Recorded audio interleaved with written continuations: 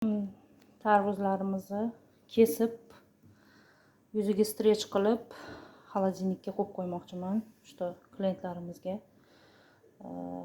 kelganda ujindan keyin muzdekkina yeb olishlari uchun. А что ты вот это взяла и оставила?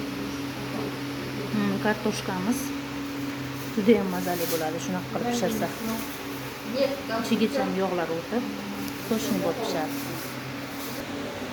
Mana biz tovuqlarni pishirib oldik, ya'ni byodrashkani pishirdik. Kartoshkani pishirib oldik. Endi bularni ikkalasini birgalikda dimlaymiz. Byodrashkalarimizni qo'ydik. Endi kartoshkamizni qo'yamiz. Kartoshkamiz уже почти tayyor. Endi buni dimlaymiz.